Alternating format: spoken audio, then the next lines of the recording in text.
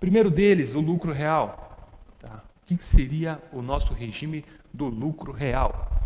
As pessoas jurídicas, as empresas que tributam os seus impostos ou oferecem a tributação através do regime do lucro real, poderão determinar o lucro através do balanço anual. Então, lá no dia 31 de dezembro, é feito o levantamento do balanço, a demonstração de resultado, e através dessas informações do balanço, é feito o recolhimento do imposto pelo regime do lucro real. Tá? Como o próprio nome sugere, o regime de tributação do lucro real oferece a tributação de acordo com o lucro auferido da empresa durante o ano calendário. Tá? Eu vou mostrar para vocês como é feito essa separação. Então vamos lá. O lucro real é o lucro líquido no período de apuração ajustado pelas adições, exclusões e compensações descritas e autorizadas pela legislação do imposto de renda. O que quer dizer isso? Então, lá no final do período, como eu falei antes, a gente vai fazer a apuração da demonstração de resultado, vai ver se a empresa teve lucro, e desse lucro é feito adições e exclusões. Essas adições e exclusões são despesas ou receitas que não devem ser oferecidas para a tributação. Tá? Então, há exemplo de multas. Multas, por mais que seja uma despesa que reduz o nosso resultado, ela não deve ser utilizada para descontar da base de cálculo do imposto de renda. Ou seja, ela é uma dedução do lucro, porém, quando a gente vai fazer a apuração do imposto de renda, devemos adicionar esse valor lá na base de cálculo, tá? Porque ela não deve ser utilizada para descontar ou reduzir o imposto. Conforme o artigo 14 da Lei número 9.718 de 98, estão obrigadas à apuração do regime pelo regime do lucro real as pessoas jurídicas que tenham como receita o valor acima de 78 milhões no ano. Tá? Então, se a sua empresa solar aí tem, durante o ano calendário, uma receita superior a 78 milhões, espero que todos tenham ou um dia possam ter, elas são obrigadas a optar pelo regime tributário do lucro real, tá? Independente se ele é ou não vantajoso. É uma regra, não pode ser optado por outro regime. E também se a empresa obteve lucro ou rendimentos lá advindos do exterior. Tá? Então, se a empresa tem alguma filial, tem alguma sucursal, algo no exterior, ela também não pode optar por outro regime tributário. Por regra, ela é obrigada ao lucro real. Temos também algumas outras atividades, como atividade bancária, seguradoras, todas essas aqui que não vêm muito ao caso, mas elas também são obrigadas ao lucro real. A adoção do lucro real com apuração trimestral, prevista no artigo 31 lá da IN, da Instrução Normativa 1700, ou a opção pelo regime anual com pagamento mensal, será irretratável para todo o ano calendário. Então, dentro do lucro real, como eu falei antes, a gente vai apurar o imposto de renda através do lucro auferido durante o ano. Tá? Então, mas existem formas de se recolher esse imposto. A primeira delas é fazer o levantamento do balanço trimestralmente. Então, ao final de cada trimestre, é feito o levantamento do balanço e é verificado se teve lá lucro, prejuízo, enfim, feito o recolhimento do imposto de renda. Outra forma é os recolhimentos mensais por estimativa. Tá? Através dessa forma por estimativa, deve ser feito levantamento mensal do balanço, né, do balancete e tudo mais. Ele dá um pouco mais de trabalho, mas ele tem algumas vantagens. A forma de recolhimento mensal ou por estimativa, ela permite que, se acaso você tenha prejuízo durante um mês, você possa compensar ele na sua totalidade no mês seguinte, coisa que não é permitido lá pela forma trimestral, por ter um parâmetro de corte. Então, até um certo montante de prejuízo você pode compensar no próximo trimestre, coisa que não acontece lá no regime por estimativa. Então, vamos lá. Por estimativa ou com pagamento mensal, eu faço recolhimentos mensais e apuro no final do ano quanto deu de lucro, verifico se eu preciso recolher a mais ou compensar a diferença. E pela forma de recolhimento trimestral, eu vou ter que fazer o recolhimento trimestralmente, né? Eu encerro ao final de cada trimestre o balanço. Tá? Qual deles é mais vantajoso? Via de regra, os dois vão dar o mesmo resultado. A diferença dá se a empresa tem uma sazonalidade durante o ano. Então, vamos lá, digamos que nos primeiros meses do ano a empresa apresenta sempre prejuízo, né, por sazonalidade de vendas ou por ter alguma despesa excepcional, tudo mais. Nesse caso, eu recomendo usar o regime de estimativa ou recolhimento mensal, tá, para você poder compensar esse prejuízo durante o ano, para você não ficar preso às travas lá da instrução normativa. Tá? Que é caso você tenha sempre uma receita normal, que sempre obedeça uma normalidade, digamos assim, que não tenha altos e baixos, aí eu recomendo você optar pelo regime trimestral, até porque dá menos trabalho, você não precisa fazer recolhimentos mensais e tudo mais. Está correndo agora, com o projeto do governo atual, uma reforma tributária. Nessa reforma tributária, a proposta do governo é que seja extinta esse pagamento aqui por estimativa. Tá? Então, a gente vai apenas ficar com os recolhimentos trimestrais, porém com a possibilidade de compensar trimestralmente. Mas apenas é uma proposta, ela não está em vigor ainda. Então, o que nós temos em vigor é esse cenário, tanto por recolhimento trimestral quanto por recolhimento mensal. Vamos lá, como é que funciona? Então, se eu estou optando pelo lucro real, eu vou fazer o levantamento lá da demonstração de resultado. Então, o que seria a demonstração de resultado? Na primeira linha, a gente tem as receitas e vai descontando, né, os tributos sobre as vendas, os custos dos produtos, as despesas, o resultado financeiro, até que a gente chega ao lucro líquido da empresa. Então, isso você já deve ser familiares, né, aquela demonstração de resultado que os contadores apuram todo ano ou todo trimestre para vocês. E a partir dessa demonstração de resultado, nós temos as adições e as exclusões que eu comentei antes, até chegarmos ao lucro real, que vai servir de base para o recolhimento do imposto de renda e da contribuição social sobre o lucro líquido. Sobre esse lucro real, nós vamos ter a alíquota de 15% de imposto de renda. Então, vamos lá, a gente apurou lá um lucro durante um período, seja ele trimestral, mensal ou anual que seja. Sobre esse lucro, nós vamos pagar 15% de imposto de renda. E tem mais. Daquele lucro que ultrapassar os R$20 mil mensais, nós vamos pagar 10%. Então, se eu estou apurando lá, fazendo uma apuração trimestral, estou tendo um resultado de R$100 mil, por exemplo, de lucro, a parcela que exceder os R$60 mil, ou seja, 20 mil vezes os 3 meses, eu vou precisar oferecer uma alíquota de 10%. Então, eu vou pagar 15% sobre os 100 mil, né, que é o valor do lucro real completo, e vou pagar 10% sobre os 40 mil, que é aquela parcela que excede os 60. Da onde que vem os 60? R$20 mil por mês, vezes os meses que estão em apuração. Tá? Se eu estou fazendo uma apuração mensal, utilizo apenas os 20. Se eu estou falando de uma apuração anual, eu vou tratar de 20 mil vezes 12. Ainda, pessoal, a gente tem uma alíquota de 9% referente à contribuição social sobre o lucro líquido, que é a CSLL.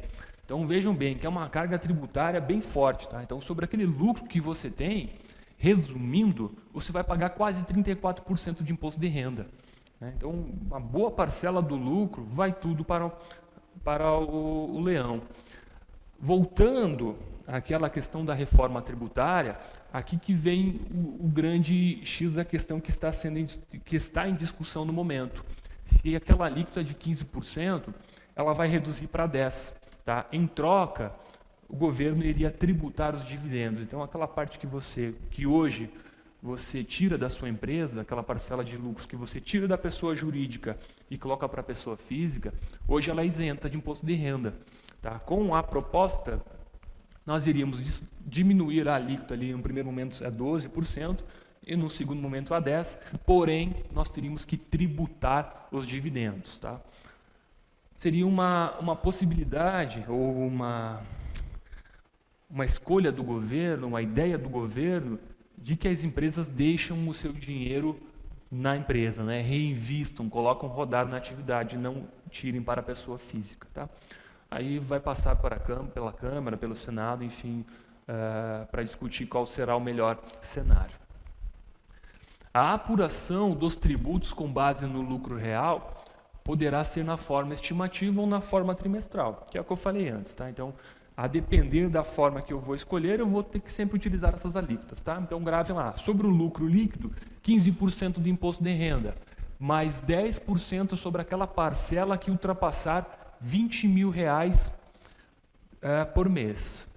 Ainda mais 9% sobre o lucro real em relação à contribuição social. Então, resumindo, né, para facilitar didaticamente, quase 34%, né, que é a soma dos 15 mais os 10 mais os 9. Como eu falei antes, é uma carga pesada. Aqui nós temos um exemplo que eu falei antes até dos R$ 100.000. Então, digamos que a gente tem aí R$ 100.000 de lucro. Veja lá que nós temos as receitas, desconto todos os custos vinculados à atividade. Tá? Então, sobre essa parcela aí, eu estou tributando os R$ 15.000, e também estou oferecendo 10% daquilo que ultrapassar R$ 20.000 no mês. Nesse caso, nesse exemplo aqui, é uma apuração mensal, né? Então, eu descontei apenas 20.000 e ofertei 80.000 a 10%, que dá R$ 8.000. Então, o total do imposto de renda que vai ser recolhido nesse mês, R$ 23.000. E a contribuição social, 9% pura, em cima lá do nosso lucro real. Então, essa seria a carga tributária lá do imposto de renda da contribuição social. Tributos a recolher total, então, R$ 32.000. Uma observação importante, nem todas as despesas pagas pela empresa são consideradas dedutíveis, que é aquilo que eu falei antes das adições e das exclusões. Aquele que optar também pelo lucro real deve ter um cuidado com as despesas da pessoa física, tá? Tem que cuidar para não confundir o patrimônio e despesas, receitas da pessoa física com a pessoa jurídica. Tá? Via de regra, essas despesas não podem ser descontadas lá da atividade da empresa, tá? Lá da apuração do imposto de renda. Tá? Ela pode ser passível a uma notificação do Fisco Federal. Então, a legislação fiscal exige que as despesas operacionais estejam devidamente suportadas por documentos hábeis e idôneos. Então, não posso simplesmente lá dizer, eu tive uma despesa de R$ 20.000, desconto aí. Eu preciso ter um comprovante, preciso ter uma nota fiscal, uma transação bancária, um recibo de pagamento. Ela precisa ser suportada por um documento hábil e idôneo. Tá? A Receita Federal considera como documento inidôneo, ou seja, aquele que não tem validade fiscal para descontar o imposto de renda, quando emitido em nome de pessoa jurídica que não exista de fato ou de direito. Tá? Então, aquelas empresas fantasmas que emitem nota para poder descontar do imposto de renda, ou em nome de laranjas. Tá? Por mais que aquele documento fiscal foi feito da forma correta, a operação não é legal por trás dela, então ela também não pode ser utilizada. Então, muito cuidado com esse tipo de coisa. Né? A gente conversou nos últimos módulos que esse tipo de operação é uma fraude, é um dolo, tá? Cabe descaracterização da personalidade jurídica e pode trazer problemas adicionais para as empresas. A gente falou até agora no lucro real apenas a parte do imposto de renda e da contribuição social. Como ficam os demais tributos? O PIS e COFINS, que é que a gente comentou na última apresentação, no último módulo.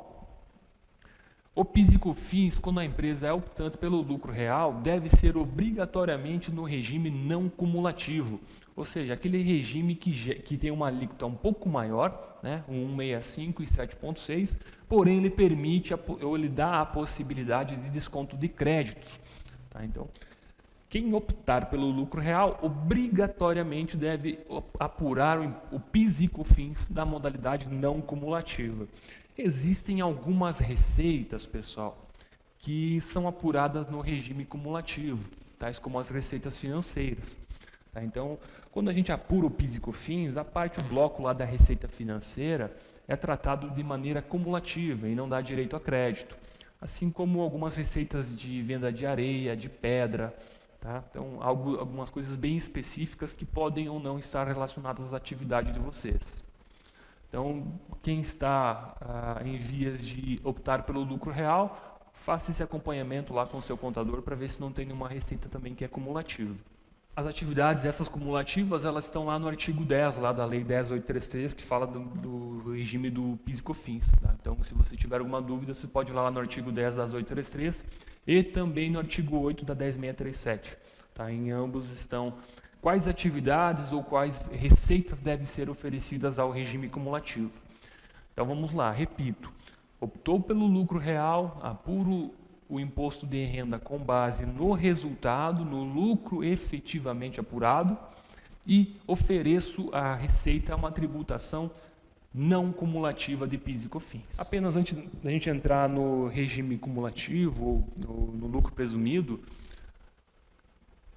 o ICMS e o ISS, pessoal, independente do regime tributário que vocês foram optar, descontando a parte do Simples Nacional, claro que é unificado, mas tanto no lucro real quanto no lucro presumido, o ICMS e o ISS são apurados de maneira igual, idêntica. Tá? Então, não tem distinção de regime tributário à apuração do ICMS e do ISS. Tá? Apenas vai mudar a forma de tributação do imposto de renda e do PIS e COFINS.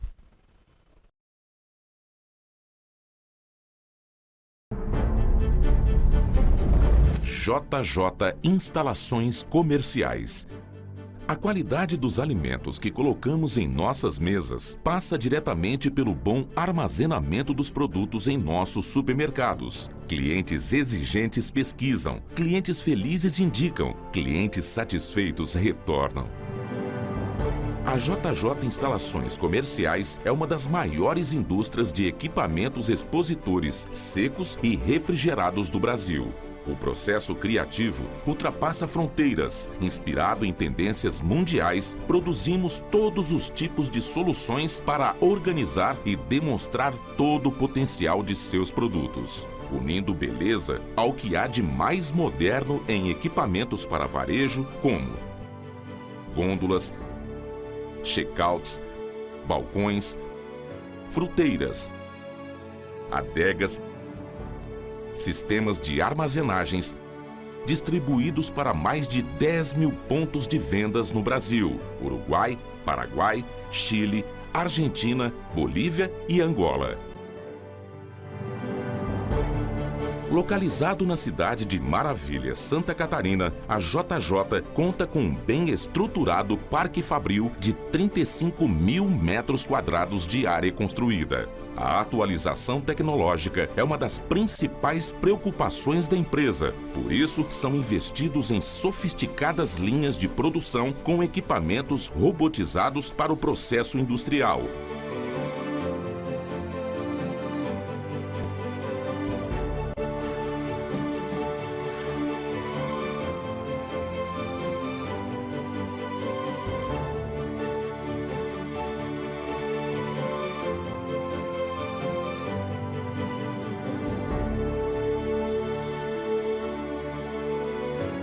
Tudo acompanhado por uma equipe altamente qualificada que juntos garantem o mais alto padrão de qualidade em todas as etapas da produção.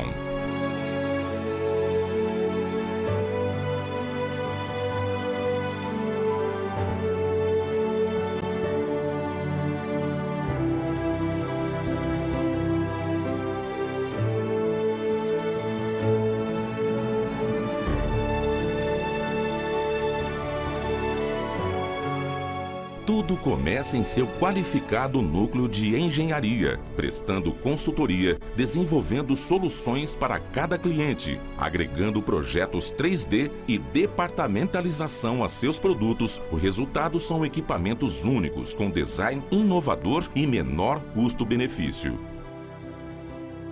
Depois de projetados, os expositores são desenvolvidos através de modernos processos de produção, tecnologia e maquinários de ponta. A tecnologia em processamento de chapas metálicas utilizadas pela empresa está entre as mais modernas do mundo, trabalhando com alta performance em sistemas de desenhos paramétricos. As peças pintadas em pintura eletroestáticas possuem uma maior resistência, tornando os produtos resistentes à corrosão e impactos. O alto padrão de qualidade dos produtos também está associado ao acabamento de primeira em seus expositores. O amplo catálogo de cores torna os expositores únicos e diferenciados, agregando maior valor aos equipamentos produzidos pela JJ.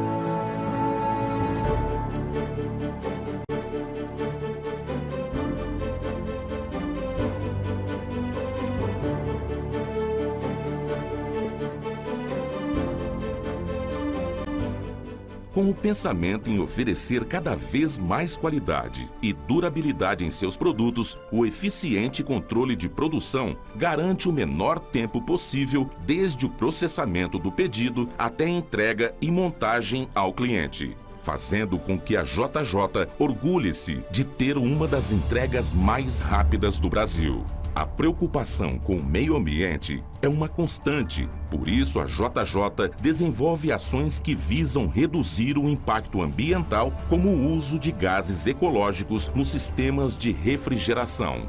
Além disso, a empresa trabalha com uma linha exclusiva de baixo consumo. Todos os produtos desta linha passam por um rigoroso controle de qualidade e são certificadas pela Portaria 371 do Inmetro, que garantem alto rendimento, baixo consumo de energia e maior durabilidade aos motores, oferecendo aos clientes redução nos custos operacionais, como o de energia elétrica. Tradição, inovação e qualidade são conceitos que fazem parte da nossa história. Somos uma empresa que não cansa de inovar, criando sempre produtos que se adaptam a projetos inovadores, sempre buscando a excelência, entregando aos clientes expositores com garantia de qualidade e design diferenciados. Eu venho de uma família de industriais, que sempre prezou pela inovação, tecnologia e criatividade. Como diretor da empresa, atuo diretamente no setor de engenharia e desenvolvimento de novos produtos, acompanhando as tendências do varejo no mercado mundial. Tenha certeza que o produto que você está adquirindo é de altíssima qualidade e nossa meta é em breve sermos em nosso segmento a empresa mais tecnológica da América Latina. Alie-se você também a esta marca. Com o melhor custo-benefício, você vai potencializar suas vendas e conquistar novos clientes. JJ Instalações Comerciais. Nossos produtos são o seu sucesso.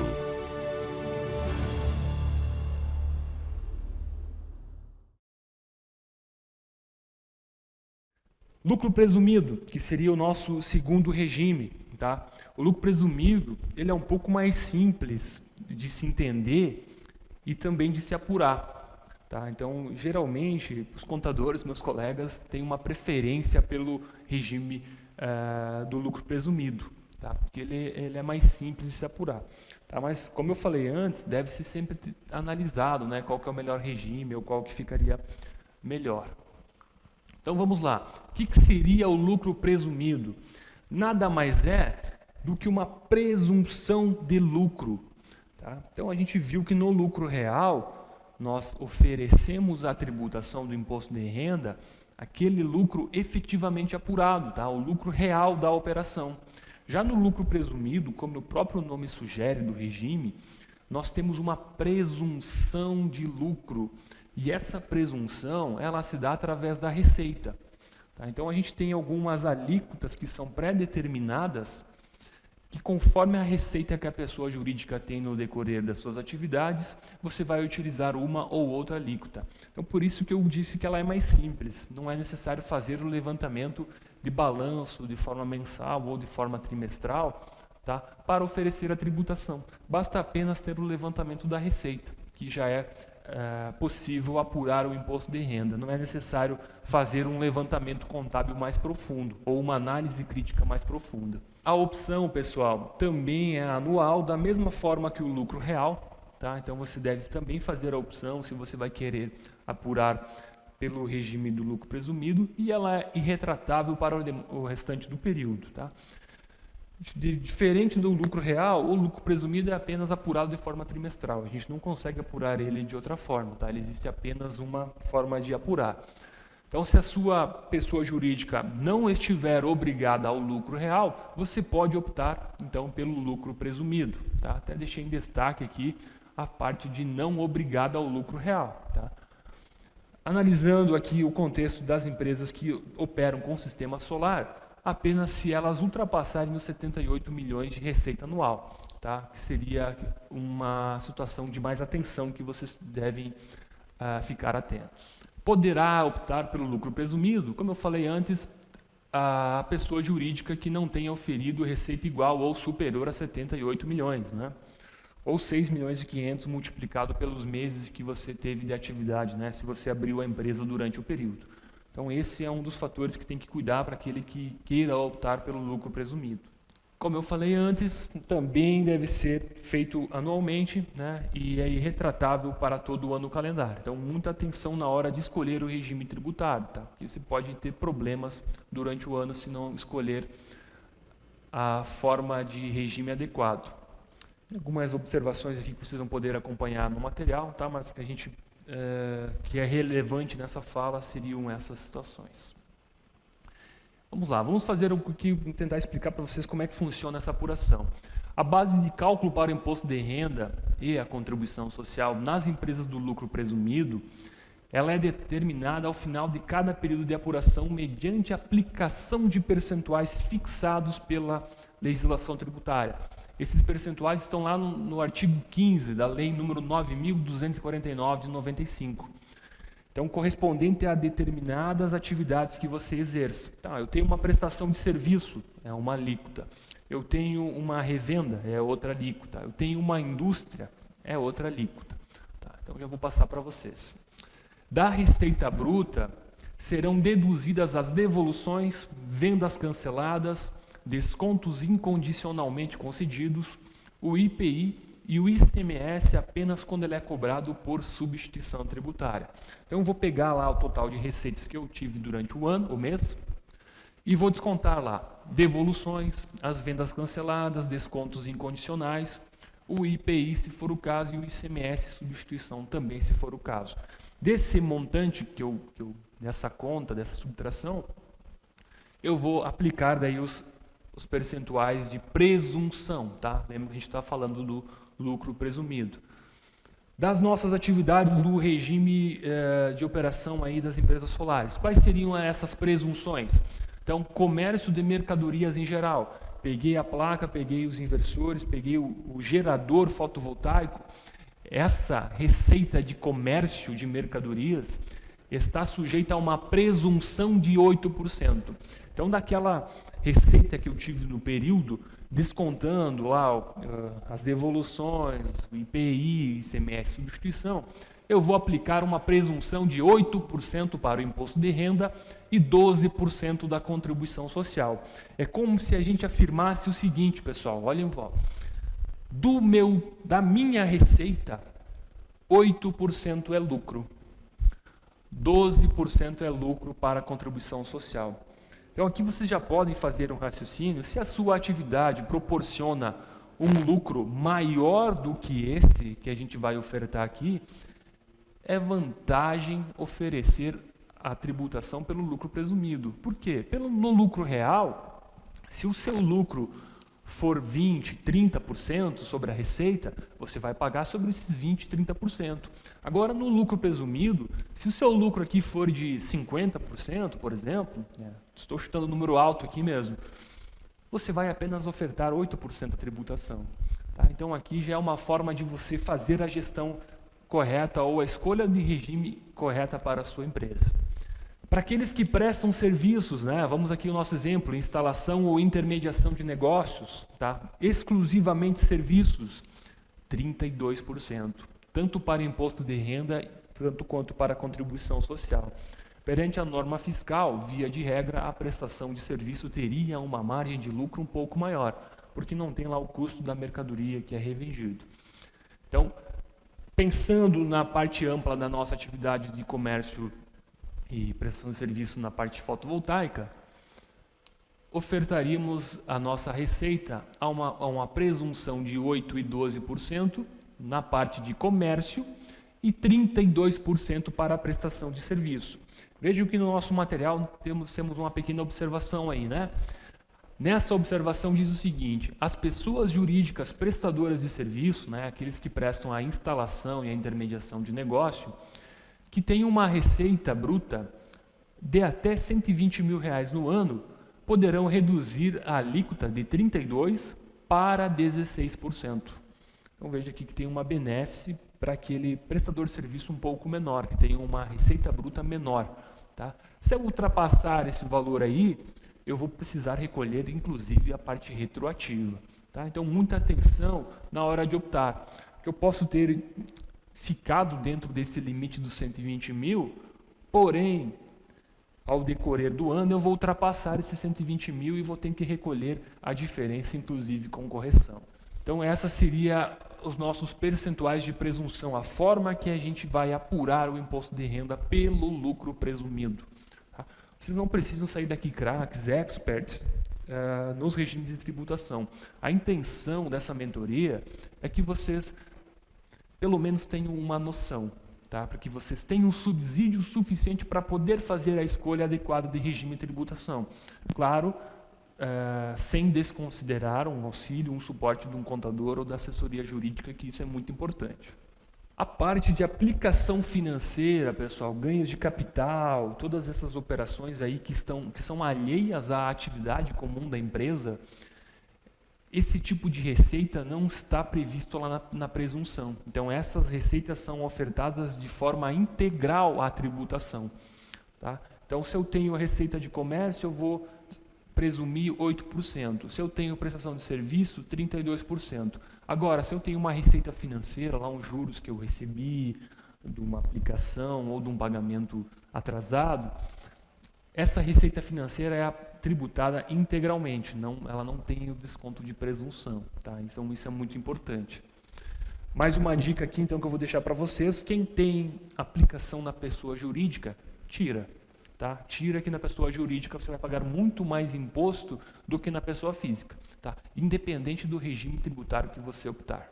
Vamos lá fazer um exemplo aqui para vocês entenderem de uma forma mais didática como funciona. A gente trouxe o exemplo antes da apuração do imposto com base no lucro real, e agora nós trouxemos aqui a apuração com base no lucro presumido. Então vamos lá. Nós temos aqui no nosso exemplo uma empresa de revenda e instalação, apuração trimestral. Então, nós temos aqui os casos de venda, de revenda ou de venda de mercadorias, e nós temos a prestação de serviço. E, por nosso exemplo aqui, por um acaso, temos também a receita financeira. Então, nós temos lá 2.500.000 de receita de vendas, 40 mil de devoluções, 98 mil reais dessa receita é de ICMS substituição tributária, tá? Apenas a substituição tributária deve ser descontado. E nós temos aqui também a prestação de serviço de manutenção, 260 mil. E 15 mil reais de receita financeira. Vamos ver como é que fica essa tributação. Então vamos lá. Dos 2.500.000 que a gente tem aqui de receita de vendas, eu vou descontar os 40 mil de devoluções e o ICMS ST. Vou chegar a 2.362.000. Da onde que eu cheguei? 2.500.000 menos 40 mil menos 98 mil. 2.362.000. E da presunção de 32%, lembra da tabelinha do slide anterior.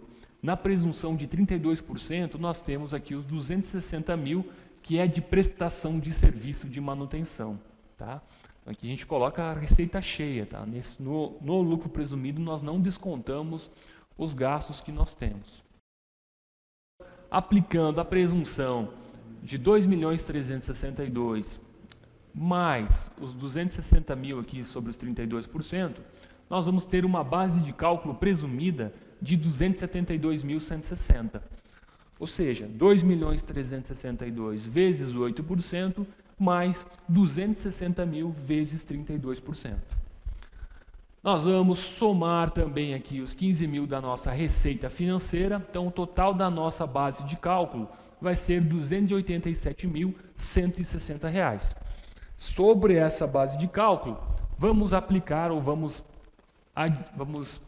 colocar aí as alíquotas normais, tá? Mesmo aquela do lucro real, 15% de imposto de renda, mais 10% de adicional de imposto de renda daquela parcela que ultrapassar R$ 20 mil de lucro, tá? Que é o adicional.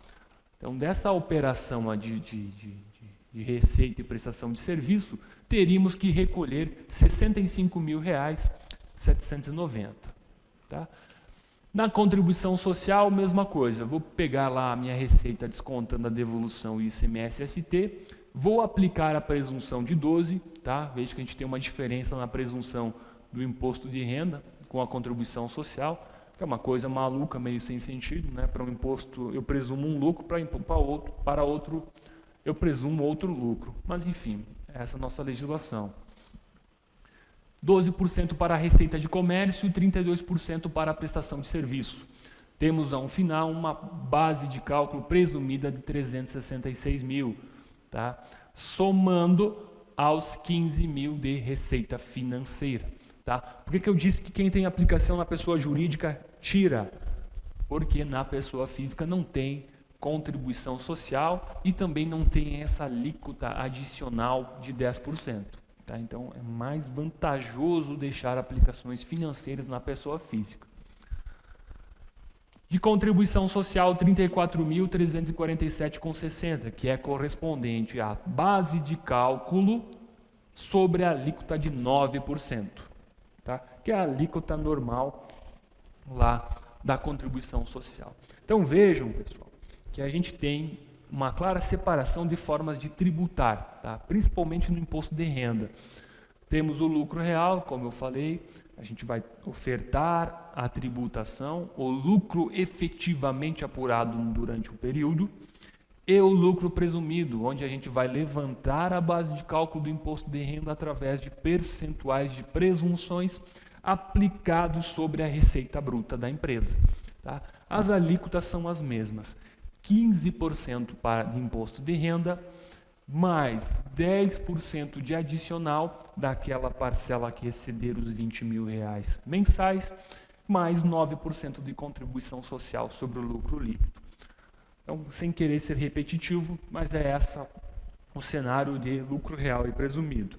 Como funciona PIS e COFINS no lucro presumido, pessoal? Regime cumulativo, tá? A regra é, optei pelo regime de lucro presumido, vou ofertar o PIS e COFINS pelo regime cumulativo, então 0,65% de PIS sobre a receita e 3% de COFINS sobre a receita.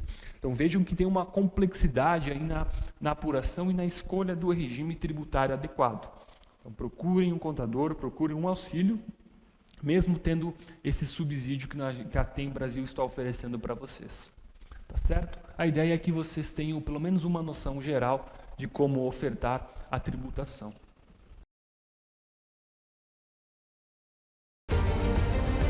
Desde sua fundação, a Rotoplas tem uma incessante busca pela qualidade e melhoria contínua em produtos e procedimentos. Neste período, inovamos, investimos em tecnologia e atingimos objetivos.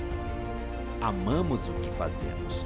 Cada projeto, cada parafuso, cada peça produzida, cada detalhe nos torna mais obcecados pela excelência. E é assim que vamos seguir. Hoje estamos orgulhosos de apresentar o nosso climatizador evaporativo Unidade 100.000.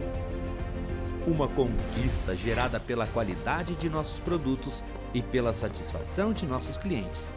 Hoje é um dia histórico para a Rotoplas. Fabricamos o nosso climatizador número 100.000. Obrigado a todos os colaboradores, representantes, fornecedores e clientes que confiam na Rotoplas. A conquista da Rotoplas é o sucesso de todos. Acompanhe as novidades no nosso site e redes sociais, porque para nós da Rotoplas as inovações tecnológicas não param. Obrigada mais uma vez pela confiança, porque juntos podemos mais. Rotoplas, maior empresa de climatização evaporativa da América Latina. O Simples Nacional, que é o nosso próximo regime tributário. Tá? O Simples Nacional, que talvez de simples não tem nada, tá? Já foi mais simples, agora não é mais tão simples. Tá? O que seria o Simples? É o regime unificado de arrecadação de tributos e contribuições, tá? Devidos pelas micro e pequenas empresas. Ele está previsto lá na nossa Constituição Federal, lá no artigo 146, onde a Constituição prevê que o governo, que a legislação tributária deve oferecer às micro e pequenas empresas um regime especial de tributação. Então vejam só, já pensou uma empresa no seu início, uma empresa começando as suas atividades, ter que estar enfrentando toda essa estrutura de lucro presumido, de lucro real, de apuração cumulativa, de apuração não cumulativa? Então a Constituição Federal fez essa ressalva no nosso sistema tributário, dizendo o seguinte: olha só, as empresas, as micro e pequenas empresas, devem possuir um sistema, um regime especial, unificado, que simplifique a sua vida, principalmente pelo fato dela ser pequena, dela estar no início das suas atividades. Tá? Como funciona isso? Depois da previsão constitucional lá do artigo 146, foi criada a Lei Complementar número 123 de 2006. Tá? Nessa lei complementar, foi instituído o Estatuto Nacional da Microempresa e da Empresa de Pequeno Porte, tá? Que ela traz um amplo tratamento benéfico para essas empresas, como eu falei, tá? Desde não só da parte tributária, mas também como obrigações trabalhistas, diferencial lá na parte de licitação, de como operar a empresa, né? Simplificação das obrigações acessórias. Então, tudo isso está previsto lá na Lei Complementar 123 de 2006, com base lá no artigo 146 da nossa Constituição. O que é uma microempresa e empresa de pequeno porte, pessoal? Está lá no artigo 3 lá da Lei Complementar 123. A microempresa é aquela que aufira a receita bruta no ano em até 360 mil reais. Então, comecei aí minha empresa, a empresa de pequeno porte, uma microempresa, é aquela que tem até 360 mil reais anuais de receita. Já aquela empresa de pequeno porte tem uma receita superior aos 360 mil, então ela não se enquadra mais como microempresa, mas ela não pode ultrapassar os 4,8 milhões de receita no ano. Então, microempresa, 360 mil reais. Empresa de pequeno porte, 4,8 milhões de receita anual. Então, se a nossa empresa, ou se a sua empresa aí, estiver dentro desse patamar de receita, ela pode ser enquadrada lá nas benefícios da Lei Complementar 123 de 2006. Cabe ressaltar que é aí que eu falei que o simples já foi mais simples e não está mais tão simples, tá?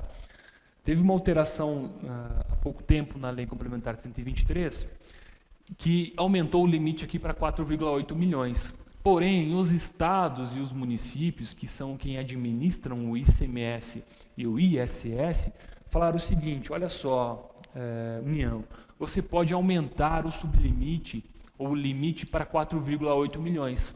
Só que para ICMS e ISS, o limite será de 3,6 milhões. Então a gente tem um sublimite aí no meio.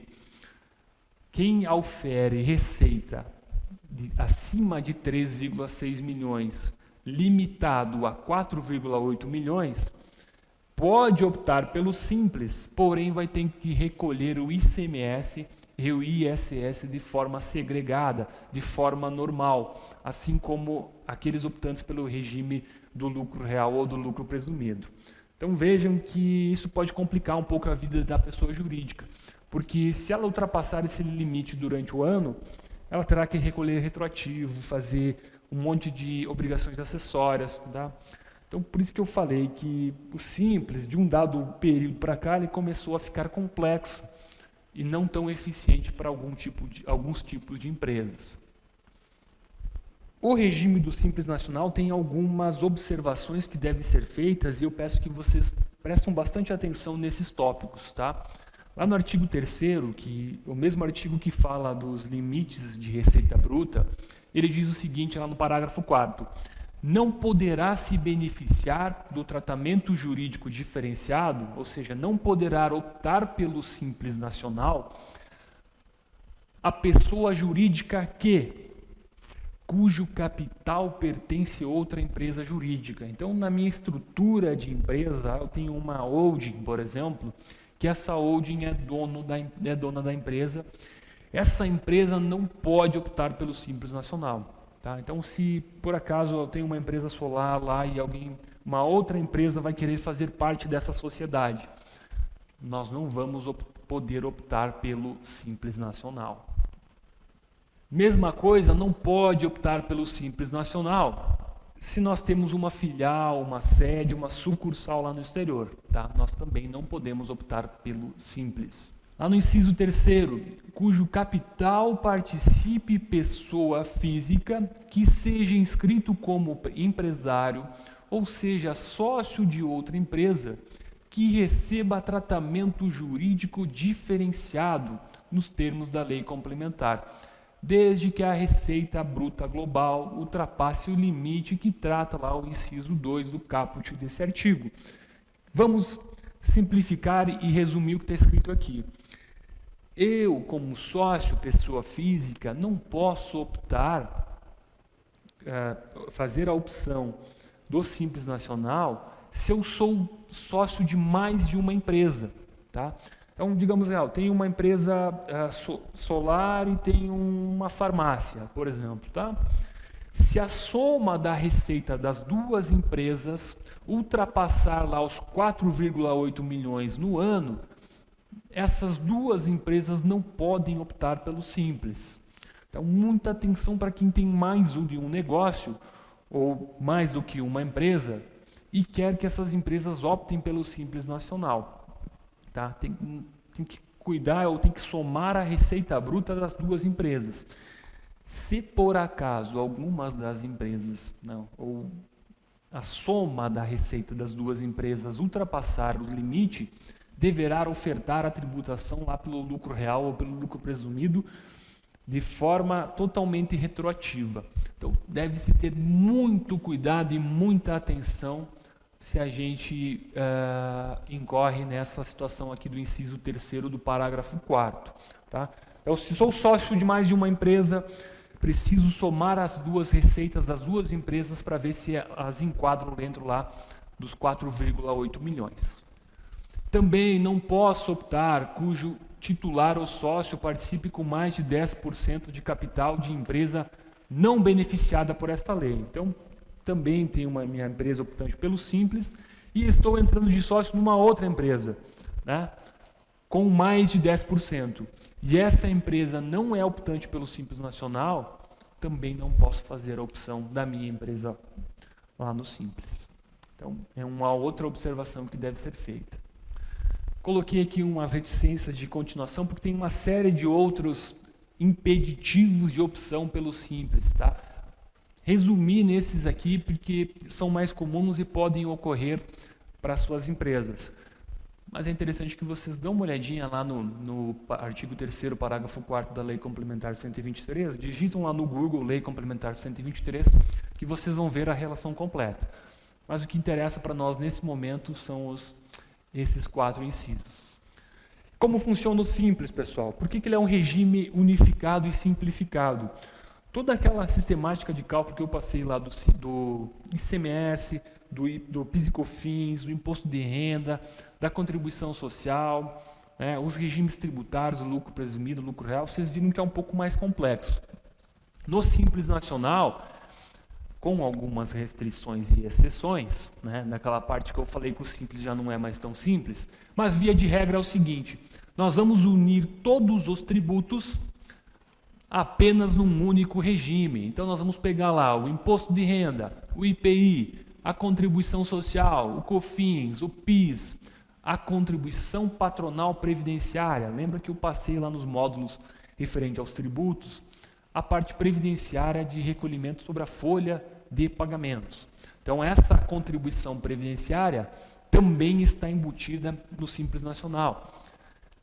Também está lá no Simples o ICMS, o Imposto sobre as Mercadorias, e o ISS, aquele imposto sobre os serviços. Então vejam, pessoal, que o Simples, ele unifica todo o recolhimento, toda aquela complexidade em apenas uma arrecadação.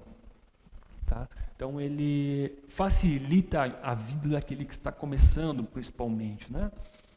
Porém, pessoal, faço aqui uma observação: não estão compreendidos no regime tributário lá do Simples Nacional o IOF, né, que é aquele tributo, aquele imposto que a gente paga quando nós fizemos um financiamento, uma operação de crédito, enfim, o seguro, por exemplo, o imposto de importação, o imposto de exportação, o imposto sobre a propriedade territorial rural, o ITR, a CPMF, que no momento ela está extinta, mas ela também não está embutida, a contribuição para o fundo do FGTS também não está embutida no Simples Nacional.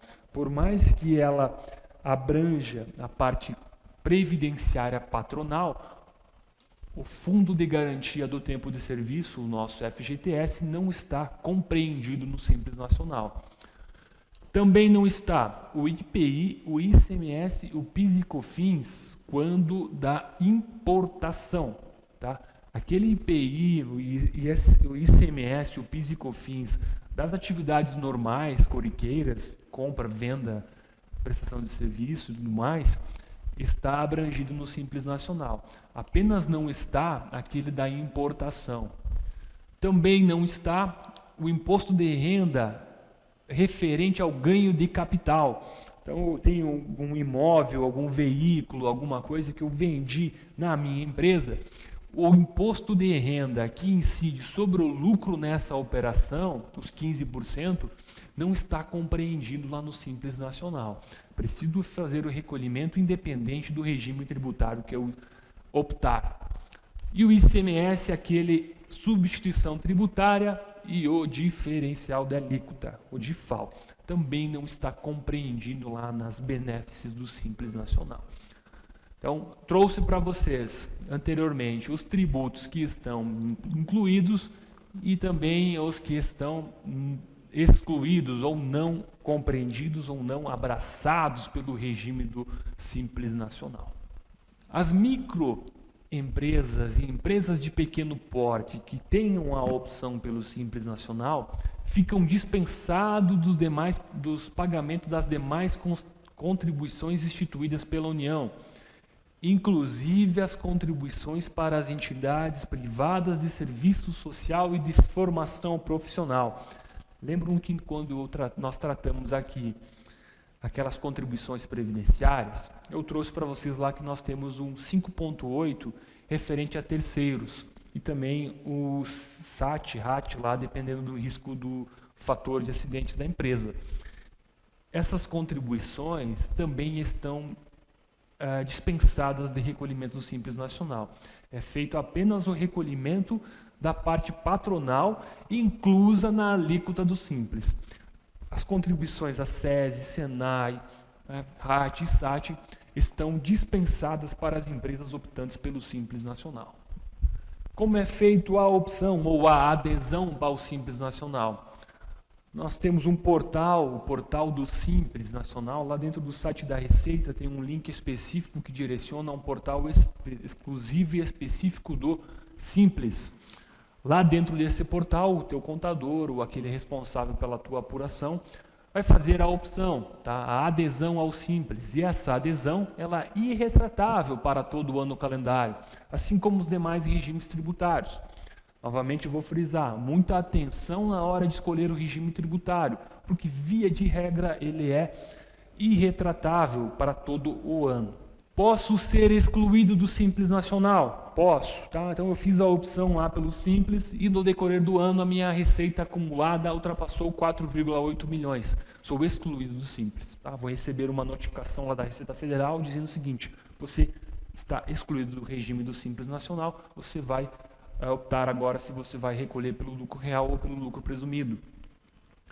Também, se a minha receita bruta acumulada ultrapassar o limite de R$400 mil proporcional para a empresa em primeiro ano. Então, eu tenho lá 10 meses de funcionamento e proporcionalmente a empresa ultrapassou os R$400 mil mensais nesses 10 meses. Também sou excluído do Simples.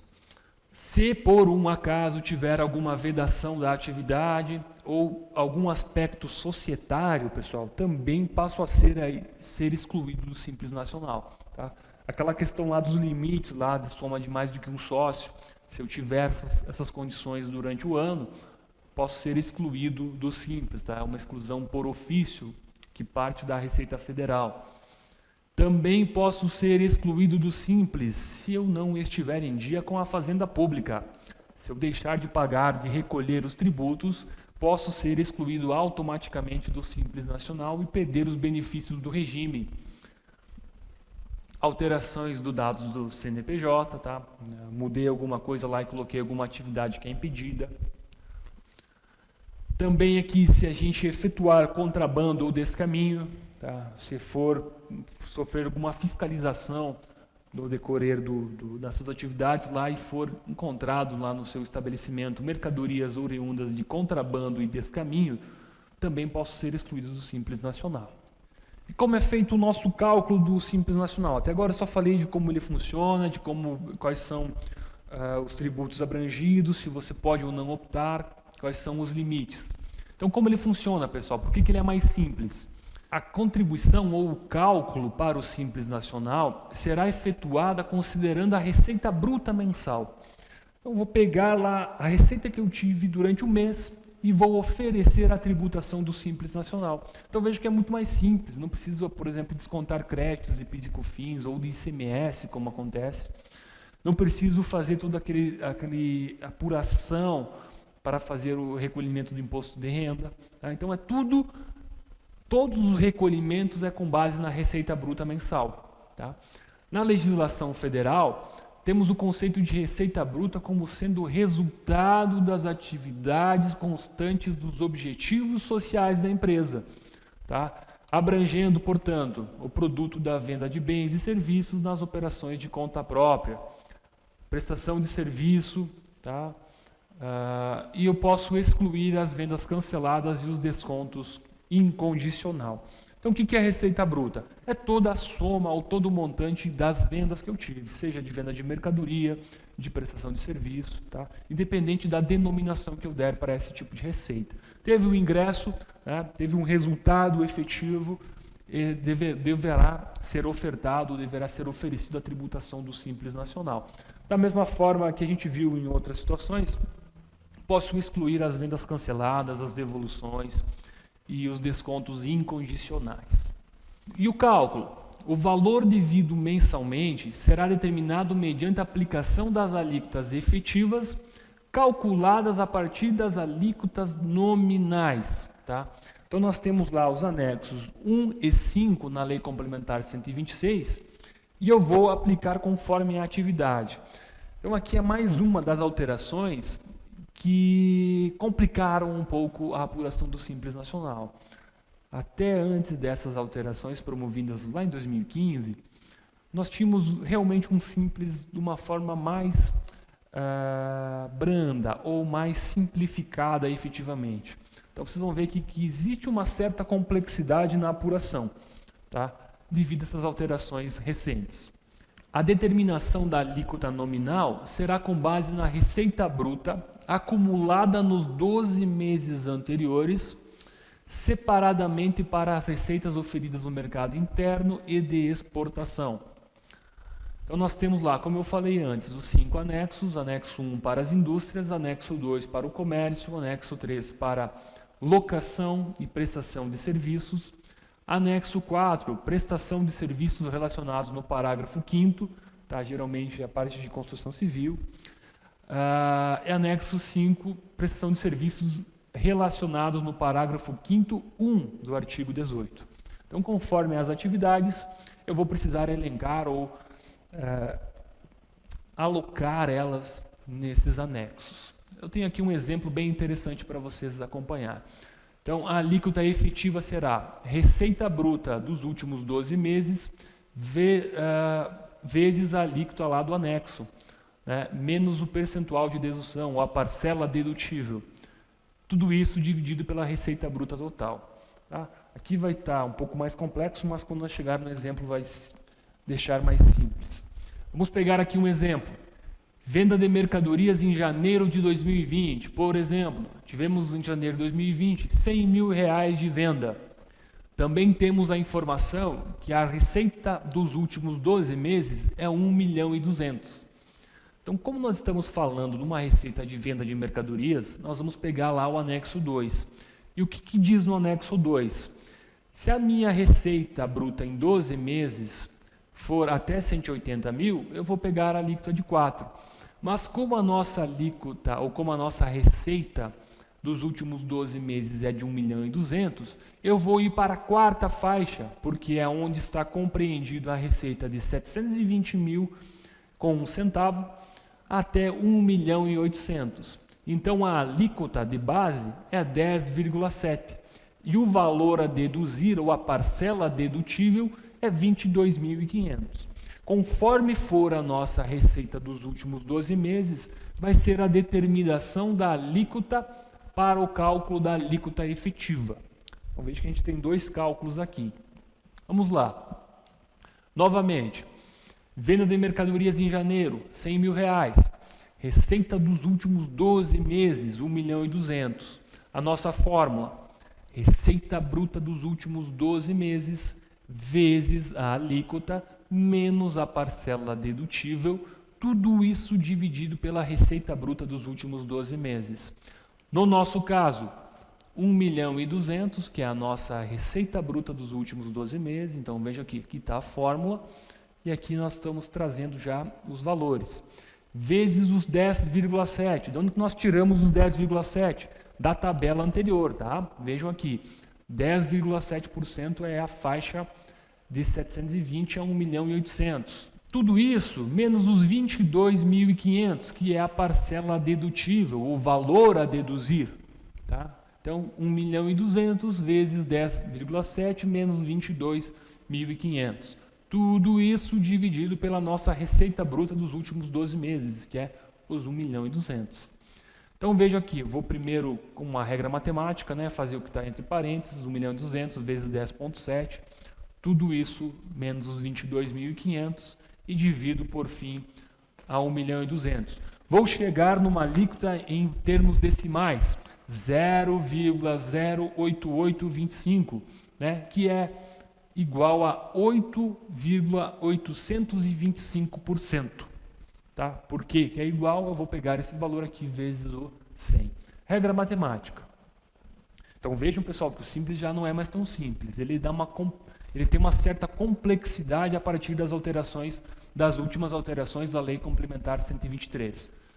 Então, vamos lá. Vou fazer a divisão por tributo. Ó. Tem cada um dos tributos que eu passei antes lá. Imposto de renda, contribuição social, COFINS, PIS, contribuição previdenciária patronal e o ICMS. Então vejam que nosso exemplo aqui está fora o ISS. Por que está fora o ISS? Porque nós estamos tratando de uma venda de mercadoria. A venda de mercadoria não tem ISS. Então dentro do Simples eu preciso fazer essa separação. R$100.000, que é a minha receita de vendas do mês, aplicados à alíquota que a gente descobriu aqui, tá? A alíquota efetiva, 8,825. O nosso Simples Nacional a recolher é R$8.825, tá? Desses 8.825, 485 vai para imposto de renda, 308 para contribuição social, 1.120 para COFINS, 243 para PIS, 3.700 de contribuição previdenciária e 2.900 para ICMS. Tá? Essa divisão aqui eu preciso fazer recolhimentos separados? Não, pessoal. Vou recolher apenas uma alíquota. Tá? Então veja que o trabalho desse cálculo está lá com o contador. Mas eu vou apenas recolher uma alíquota. Eu não vou ter vários vencimentos, várias guias de pagamento, como acontece no lucro real ou no lucro presumido. Tá? Então, nesse exemplo específico, pessoal, nós vamos ter uma carga de 8,825% sobre a receita bruta. Então, esse aqui é um exemplo do cálculo do Simples Nacional. Nós temos vários simuladores lá na internet, vocês podem buscar, tá? Então, nós temos bastante informação para poder fazer simulações, digamos assim, de cálculo do Simples Nacional, para vocês que não precisar ficar percorrendo essa regra. Mas é interessante que vocês saibam de onde que saem todas essas informações e por que é feito dessa forma. Particularidades tributárias da atividade fotovoltaica, tá? Em relação ao Simples. Veja só, pessoal, por mais que nós temos uma isenção de ICMS nas placas solares ou nos geradores solares, essa isenção de ICMS não se aplica para os contribuintes optantes pelo Simples Nacional. Ou seja, se a minha empresa é do Simples Nacional e eu vou revender uma placa solar avulsa ou um gerador completo, eu não vou poder usar o benefício da isenção do ICMS. Aqui na minha apuração, por mais que eu estou vendendo um produto isento, vou precisar pagar ICMS. Tá, mas por que é tributar, não é isento e eu preciso tributar? Porque a isenção não está prevista para contribuintes do Simples Nacional. Só posso usar de uma redução de um benefício fiscal desde que haja efetivo meio legal para isso. Então, quem é optante pelo Simples não tem meio legal de isenção de gerador ou de placa avulsa. Verificação de viabilidade para a opção ao Simples Nacional em caso de revenda. Por que eu coloquei aqui, pessoal? Sabemos que as margens das placas solares ou dos geradores é apertada, tá? A gente trabalha com alto volume de receita, às vezes com margem apertada. Então, vou deixar uma pulguinha atrás da orelha para vocês aqui, tá? Sabendo que a isenção de ICMS não se aplica para optantes pelo Simples Nacional, verificam a viabilidade para a opção do Simples Nacional se vocês estão falando de uma empresa de comércio, se vocês compram a placa e revendem, tá? Se vocês emitem uma nota de revenda, tá? Geralmente, não é vantagem optar pelo Simples Nacional nesses casos, tá? Mas aquele que é prestador de serviço, aquele que está fazendo repasse ou que apenas faz o serviço de montagem, aí sim, se você ainda é pequeno, se você ainda está no limite dos 4.800.000, é recomendável que opte pelo Simples, tá? Porque via de regra ele vai ser mais benéfico do que os outros regimes, tá? Mas para quem faz a revenda, sugiro verificar a viabilidade, tá? Procure novamente lá seu contador, sua equipe jurídica, sua assessoria. Ainda, contratação de instaladores MEI. Lembro que eu falei lá quando tratemos da parte previdenciária. Quem contratar um MEI vai precisar fazer o recolhimento daquela alíquota sobre a nota fiscal, dos 20%, tá? Então, muita atenção também nessa questão particular de contratação de instaladores MEI, tá? Vou vou terceirizar a minha prestação de serviço. Então, seria mais ou menos essas pinceladas que nós gostaríamos de tratar sobre a tributação. Então, vejo que a gente percorreu um grande caminho até chegar aos regimes tributários, para que vocês tenham uma noção geral e ampla da forma de tributar. Vocês não vão sair daqui especialistas em tributação, tá? Até porque esse assunto que eu trouxe aqui para vocês, por exemplo, só do regime tributário, na aula de pós-graduação que eu dou para os meus alunos lá, são mais de 2 finais de semana inteiros dedicados a esse tipo de estudo, tá? E mesmo assim a gente não consegue abranger tudo porque a legislação é muito complexa, tá? Então, algumas regras vocês viram aqui, mas é bom que pelo menos vocês tenham uma noção básica de como funciona, tá? Não percam os próximos capítulos, a gente vai tratar aí da parte de gestão dos negócios de vocês também. Agradeço aí a TEM pela oportunidade da parte tributária. Um abraço.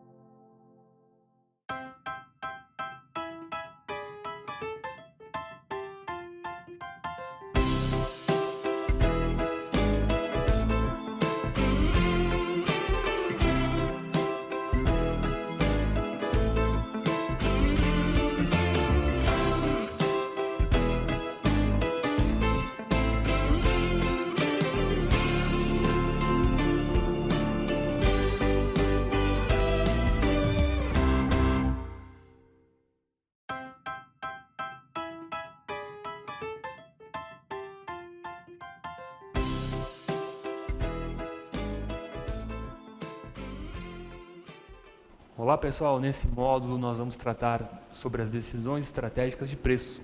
Tá? Então vem com a gente para aprender mais uma parte do que a TEM tem a oferecer para vocês. Vamos lá. Por que estudamos preço? Porque existem estudos voltados ao preço de venda. Muitas empresas determinam o preço dos seus produtos, dos seus serviços, com base na intuição, em paradigmas vigentes e na experiência de mercado dos seus gestores. Não levam em conta os estudos relacionados ou estudos mais aprofundados referente ao tema preço de venda.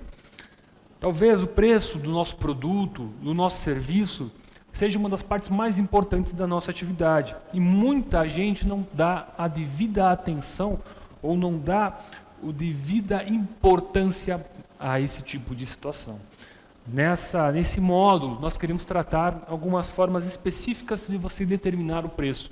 Tá? Incluir os tributos, todos os percentuais variáveis e tudo mais. A gente vai trazer para vocês aqui de uma forma bem bacana.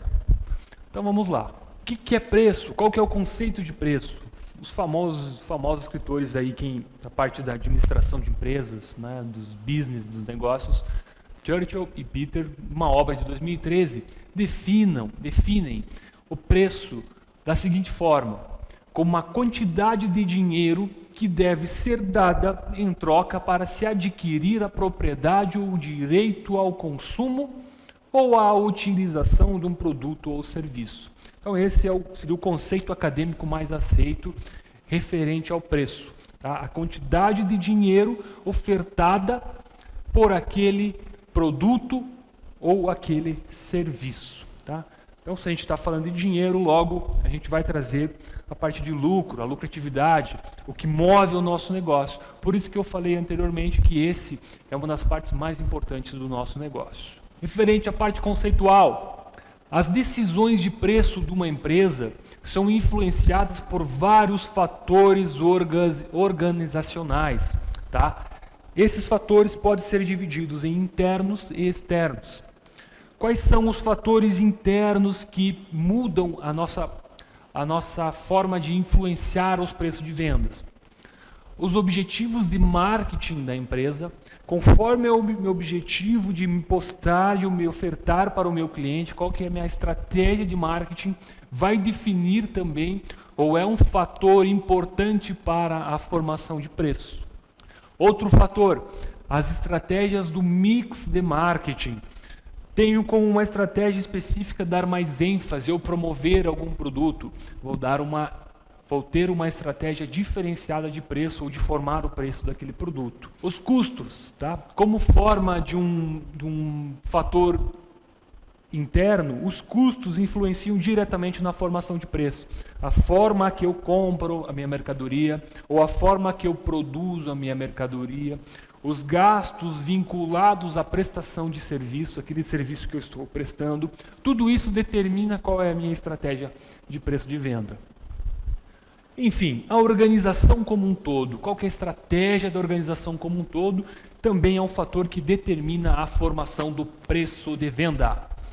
E os externos? Então a gente tem os fatores ambientais externos e os internos, e os externos. Nos externos, a natureza do mercado e da demanda. Falando aqui dos nossos geradores solar, das placas solares, nós temos uma demanda muito crescente, tá? Uma demanda impressionante aí nos últimos anos. Então, a forma que o mercado se comporta, a natureza do mercado e a demanda também influencia na formação de preço. Por sua vez, trata-se de um influenciador externo na formação do preço. A concorrência e os outros elementos ambientais. Tá? Se eu estou no mercado concorrido, cheio de players, né, também vai influenciar na minha formação de preço. Volto a trazer o exemplo aqui do nosso setor, geração de energia fotovoltaica. Por mais que é um mercado muito em ascensão, de muita demanda, também nós temos muita concorrência. Tá? E nesses outros fatores ou fatores ambientais externos, a gente pode trazer aqui como o próprio governo, né? Parte tributária, são fatores alheios à organização. mas também devem ser considerados na hora de formar o preço. Então, preciso olhar todos esses fatores para ter uma estratégia definida para o meu preço de venda, pois eles vão definir qual será o meu preço de venda. E aqui, pessoal, eu tenho uma péssima notícia para vocês. Não existe uma única forma de solucionar e organizar a precificação. Costumo dizer que em matéria de preço, matéria de custos, tudo depende. Tá? Tudo depende. Não vou trazer para vocês aqui uma regra. Olha aqui, pessoal, fazem assim, compram uma placa por tanto, compram um gerador por tanto, ou cobram tanto por cada telhado. Não é essa a nossa intenção. Mas sim trazer subsídios para que vocês tomam a decisão de qual a melhor estratégia de formar o preço. Então não existe uma única forma de solucionar e organizar a precificação. Existem várias formas de organizar a precificação. Não existe a fórmula pronta e correta para determinar o preço. Como eu falei, eu vou trazer apenas subsídios para que vocês, quanto empresários, tenham autonomia completa para decidir qual é o melhor para vocês, levando em conta todos esses fatores ambientais internos que eu trouxe antes e os fatores ambientais externos. Preceitos para a definição de preço. Quais são os nossos pontos, ou qual que é o nosso ponto de partida? A empresa, a organização que está formando a precificação deve primeiramente decidir qual será a sua estratégia para a sua oferta, tá? Primeira coisa, o ponto de partida é definir a estratégia para a sua oferta. Para quem eu vou ofertar o meu produto? Para quem meu produto é destinado? Em que ambiente ele está inserido? Quais são os concorrentes? Qual é a demanda? Né? Quais são os fatores internos e externos que influenciam na estratégia de oferta? Quais serão os objetivos que eu quero alcançar? Num primeiro momento eu quero promover o meu produto, quero promover o meu serviço, a minha marca.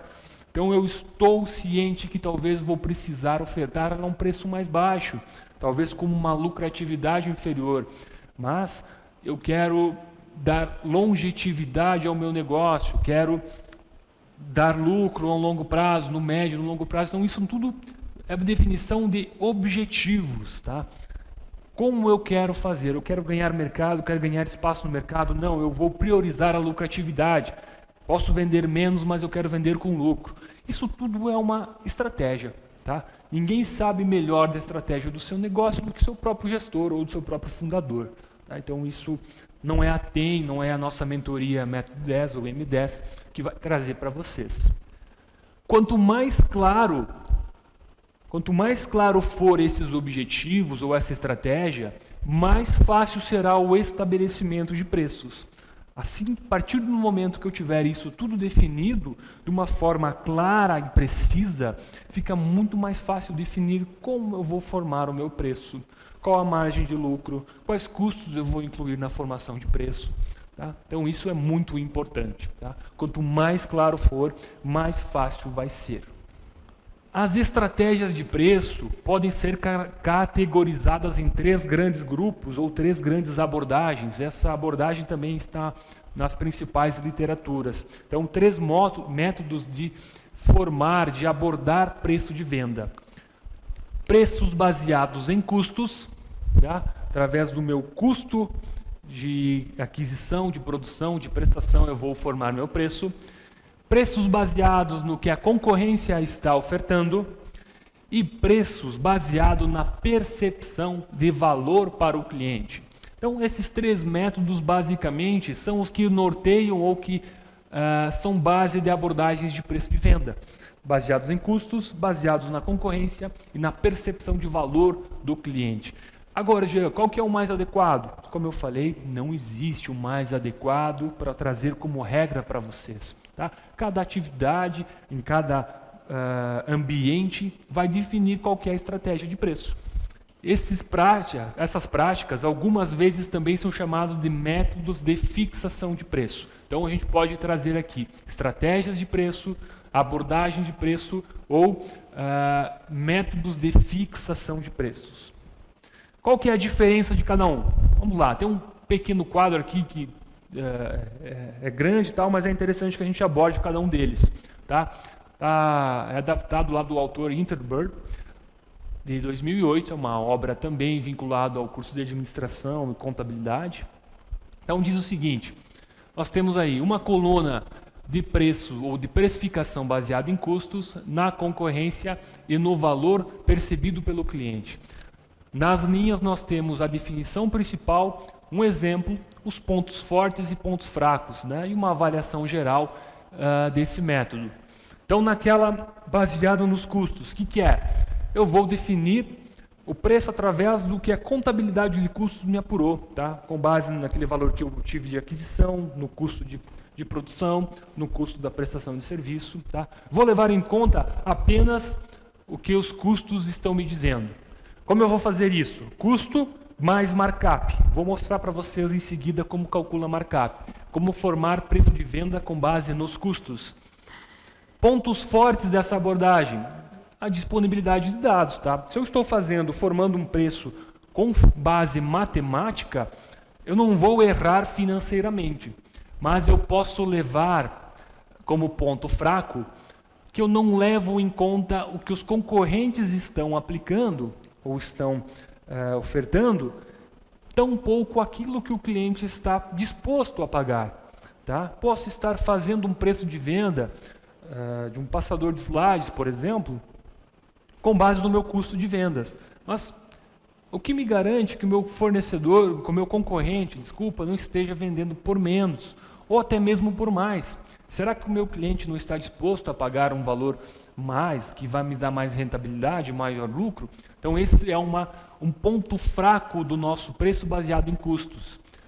Ela tem uma abordagem, de acordo com o nosso autor aqui, um pouco mais frágil. Tá?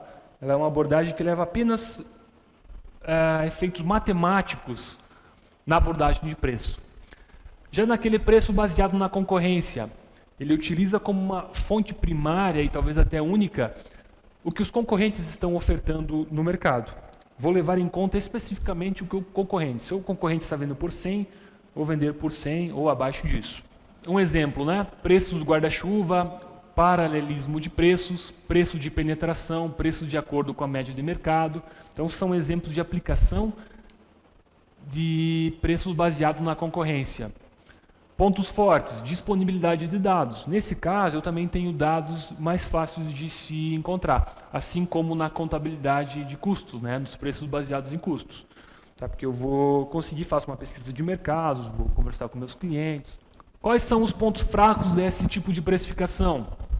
Não leve em conta a disponibilidade do cliente em pagar mais. Tá? E também vou adicionar aqui como um ponto fraco, às vezes não calcula a parte matemática, a abordagem de custos dessa formação de preço. Tá? Então, é interessante colocar também como um ponto fraco do preço baseado na concorrência.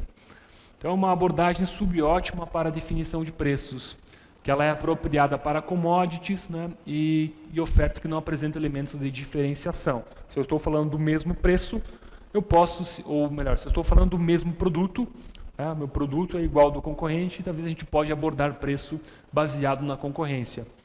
Por fim, é uma forma de precificar, digamos assim, melhor adequada ao que os autores falam, mas também não é a regra geral, tá? Não é a regra geral como a mais adequada. Tá? Os autores dão como preferência ou como preferência. Tá? Nesse tipo de precificação baseada em valor percebido, ela usa o valor percebido de uma oferta em um segmento de clientes pré-definido como principal fator para a fixação de preço.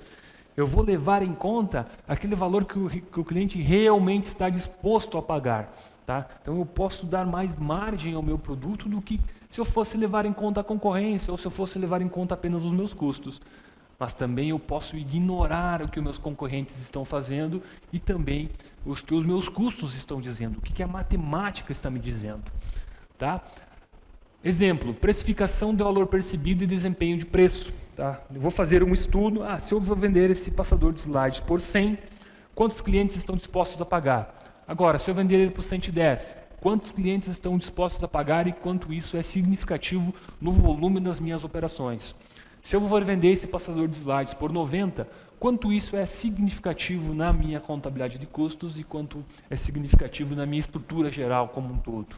Ponto forte, então, que ele leva em consideração a perspectiva do cliente, e como ponto fraco, pessoal, é muito difícil de conseguir esses dados. Tá? Às vezes eu posso lançar um produto caro demais, que eu vou queimar ele logo de cara no mercado, eu vou queimar a minha marca logo de cara no mercado. Posso lançar um produto com um valor muito abaixo, que talvez eu possa até criar um preconceito a esse produto. Então, são pontos fracos, que nós temos dados difíceis de se obter e de se interpretar quando a gente fala em preços baseados na percepção de valor pelo cliente. Tá? Como eu falei, tá, os autores aqui, que não é diferente do nosso autor aqui, em geral, melhor abordagem, link direto para a necessidade dos clientes. Tá? Mas aqui faço uma observação, por mais que a literatura traga como uma melhor abordagem, nem sempre é, ou nem sempre será a melhor abordagem, dependendo do tipo de produto ou do tipo de mercado que ele está inserido. Então nós temos essas 3 formas de precificação, baseada em custos, naquilo que a concorrência está aplicando e no valor percebido pelo cliente. Aqui eu vou apresentar para vocês um fluxo ideal de formação de preço. Tá? Como funcionaria isso, ou como seria a forma mais adequada de se formar preço, levando em conta esses conceitos que eu trouxe para vocês. Tá? Então eu vou formar um preço mínimo ou um preço orientativo. Como eu vou fazer isso? Através dos meus custos. Eu vou analisar por quanto eu estou comprando aquele produto ou quanto está custando prestar aquele serviço e vou, através do markup, que eu vou apresentar posteriormente para vocês, fazer um preço mínimo ou um preço orientativo. Aquele preço que eu não vou ter prejuízo ou que pelo menos eu vou ter um lucro que eu desejo. Há tempos vem se falando que energia solar é o futuro. Esse futuro chegou e está cada vez mais presente na vida de cada um de nós. A Raycon foi fundada em 2016 e com esse avanço do mercado fotovoltaico mundial, nos tornamos a primeira fábrica brasileira 100% especializada em cabos solares, atingindo os melhores níveis de qualidade, satisfação e confiança. Com fábrica localizada em Sorocaba, São Paulo e em Extrema, Minas Gerais, dispomos de grande capacidade de produção. Utilizamos somente as melhores matérias-primas nacionais e importadas. E contamos com profissionais treinados para que possamos garantir o melhor para nossos clientes e parceiros. Apresentamos aqui a melhor linha de cabos solares, com garantia e certificações que atestam a segurança e performance dos produtos. A linha Rei Solar atende suas necessidades de cabos para seu projeto fotovoltaico e já fornece para os maiores players do mercado atual.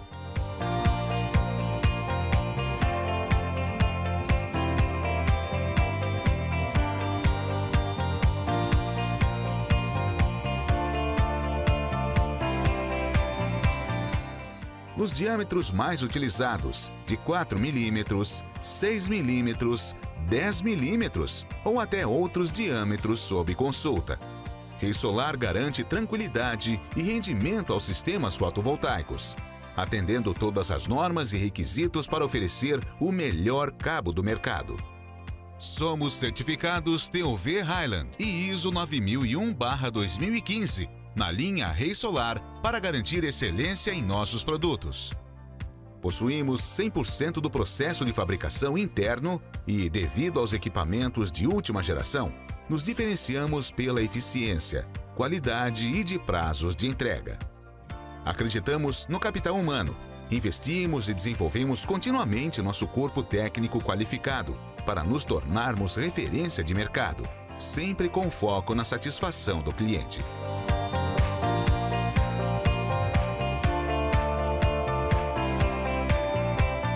Contamos também com as melhores soluções logísticas para atender todo o território nacional e internacional.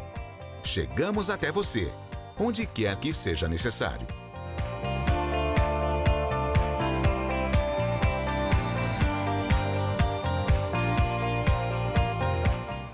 Telecom, a melhor solução para cabos de energia solar.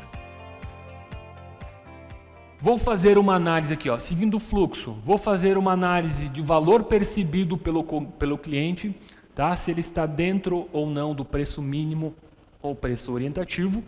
Após essa análise, eu vou fazer uma verificação do que a concorrência está vendendo, né?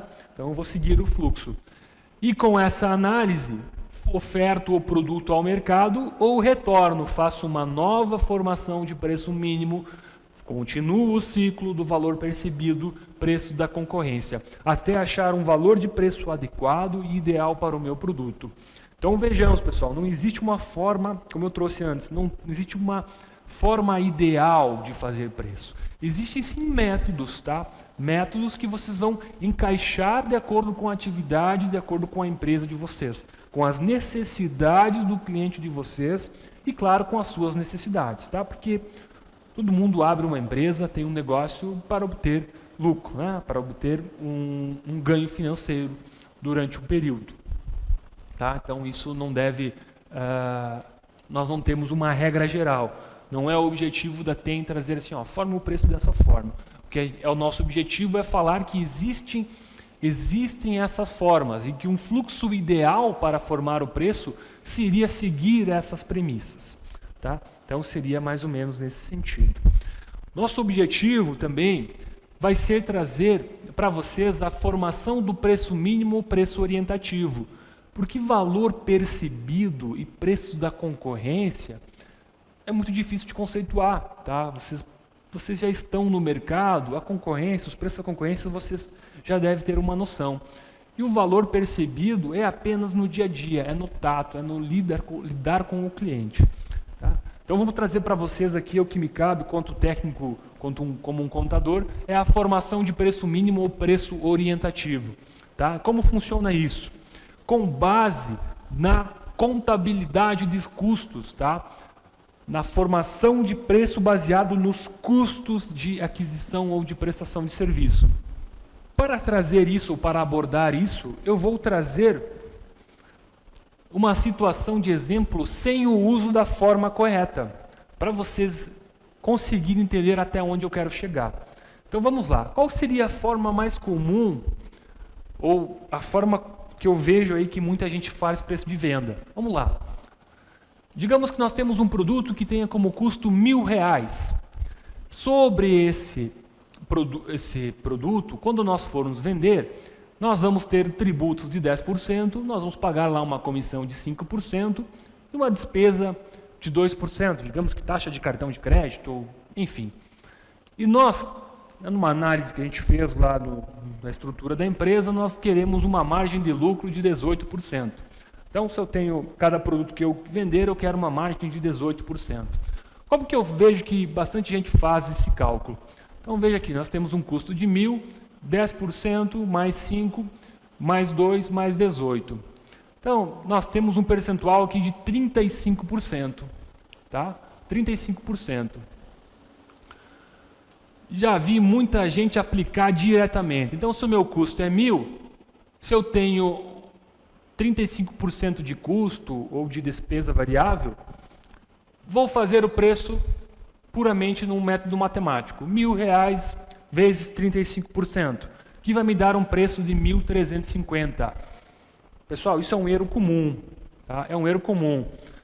Não deve mais ser feito a partir de agora que você está assistindo a nossa mentoria. Por quê? Vamos fazer uma prova real. Se eu estou vendendo esse produto por 1.350, tenho 10% de tributos, ou seja, R$135, 5% de comissão, R$ 67,50, 2% de despesas, R$ 27,00, e meu custo é 1.000, o meu lucro é R$ 120,50%, uma margem de lucro efetiva de 8,9%, e não os 18% que a gente definiu como uma margem adequada. Tá?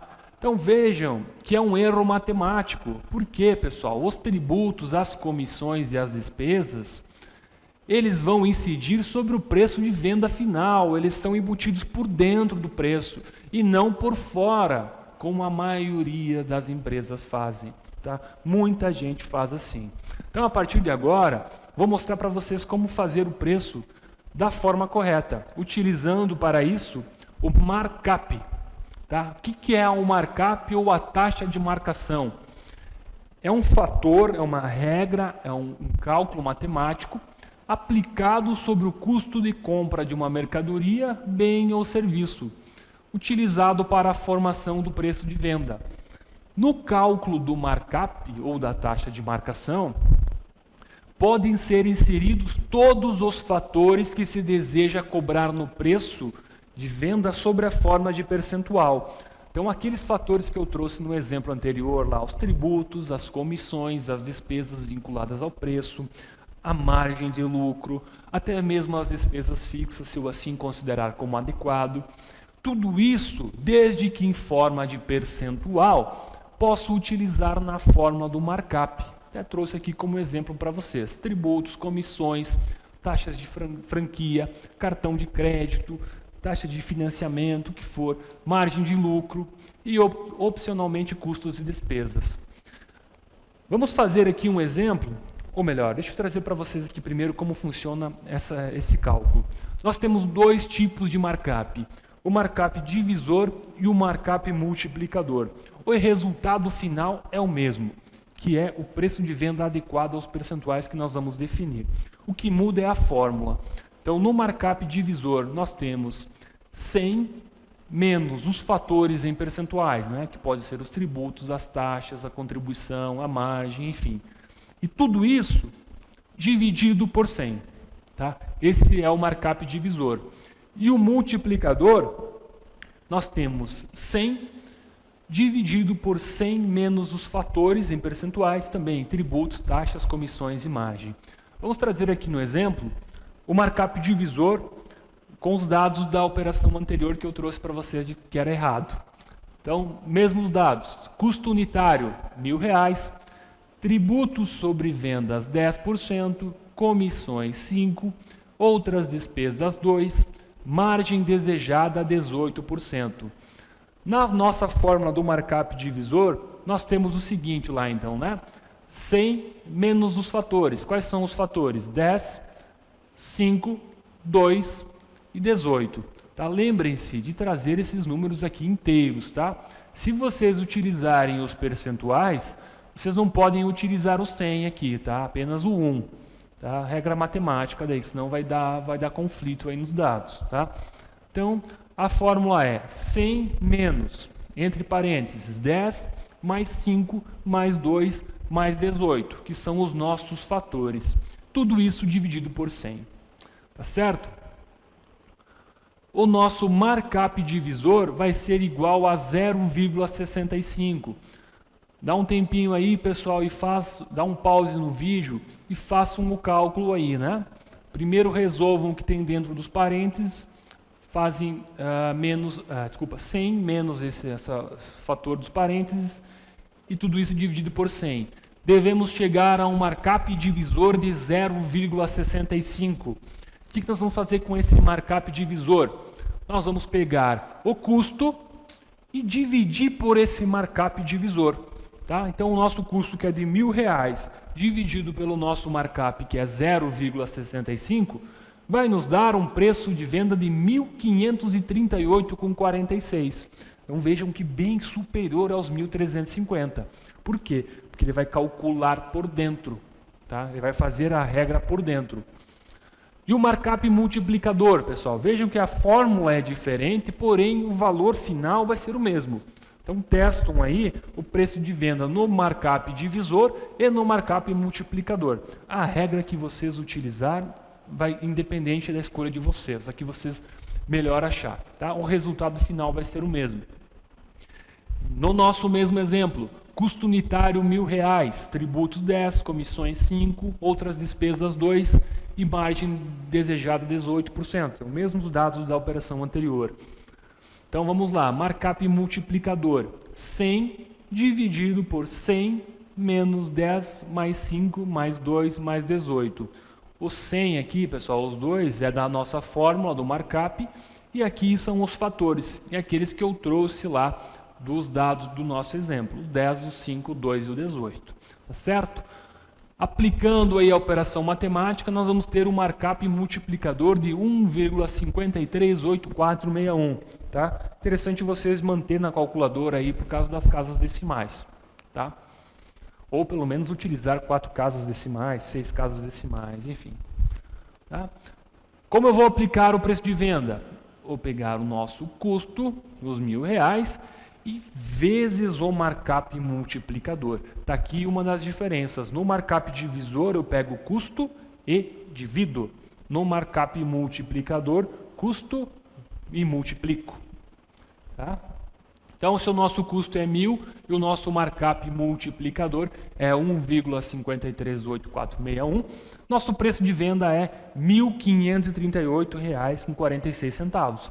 É o mesmo preço que eu encontrei lá no markup divisor. Tá? A fórmula de cálculo é diferente, mas o resultado final é o mesmo. Tá? Por que é o mesmo? Vamos para a prova real aqui. Lembra que a gente fez a prova real lá naquele exemplo de aplicar os percentuais puros lá no nosso preço de venda. Tá?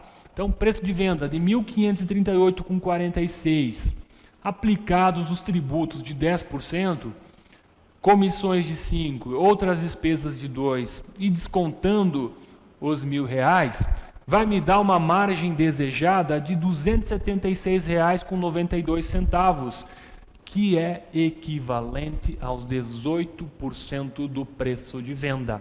Tá? Ao contrário daquele exemplo lá que eu falei que é um erro comum, no markup fecha, tá? Operação matemática, vai fechar o valor, porque nós adicionamos esses fatores, os tributos, as comissões, as despesas e a margem, por dentro do preço de venda. Tá? Quem assistiu os módulos anteriores lá dos tributos, eu falei do ICMS, do PIS e COFINS, né, que é adicionado por dentro do preço de venda. Falei de contribuinte de fato e contribuinte de direito. É por causa disso, tá, pessoal? O imposto é incluído lá no preço de venda, da fórmula do markup. Tá? Então, vocês aprenderam a fazer cálculo através do markup, a partir de agora a gente não pode mais errar. Tá? Por quê, pessoal? Isso daqui dá uma boa diferença, tá? Entre achar que está tendo 18% e efetivamente ter 18%, há um longo caminho, tá? E esse longo caminho pode incorrer em prejuízo, em dano financeiro, tá? E não é interessante que vocês tenham isso, tá? Então vejam que é uma fórmula muito simples, tá? Vocês podem fazer uma planilha aí, tem exemplos de cálculo na internet, planilhas na internet. Se vocês tiverem dúvida, entre em contato aqui com o pessoal da TEM, que a gente fornece uma planilha para vocês, para dar suporte para vocês. Tá? A nossa intenção é auxiliar sempre o nosso cliente. Tá? Então, através do markup, tanto o divisor quanto o multiplicador, nós vamos efetivamente incluir isso no preço de venda.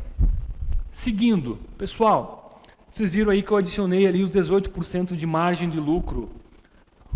Qual que é a margem de lucro deve ser considerada no markup? Ou qual a melhor margem de lucro a ser adicionado? Não sei. Depende da estratégia de competição a ser adotado. Tá? Se eu quero competir forte com o meu concorrente, talvez o meu concorrente tenha um preço menor, vou ter que abrir mão da minha margem. Tá? Vou ter que abrir mão da minha margem. Mas é interessante que vocês façam o preço através do markup para saber efetivamente qual vai ser a margem e vocês não serem surpreendidos como a gente foi naquele exemplo lá. Também, pessoal, qual margem de lucro eu vou considerar no meu markup? Depende da existência de produtos similares. Tá? Um produto dotado de um aspecto tecnológico ou num aspecto diferencial que se sobressaia por um concorrente, também pode ter uma margem de lucro muito maior. Tá? Sempre quando a gente fala de produto tecnológico, nós perdemos a referência de preço, pessoal. As pessoas pagam muito mais por aquilo que é tecnológico, por aquilo que é inovador, por aquilo que é diferencial, é diferenciado. Tá? Então, essa existência de produtos similares, juntamente com a estratégia, vai definir qual é a melhor margem de lucro. Tá? Então, eu ensinei para vocês como fazer a fórmula markup, mas a margem de lucro é com vocês, pessoal. Tá? Os tributos, vocês podem ir lá, já trouxemos para vocês durante a mentoria quais serão os tributos da atividade, ou vocês podem ir lá pedir para o contador de vocês, mas a margem é com vocês, tá? Vocês que conhecem a competição, o mercado que vocês estão inseridos.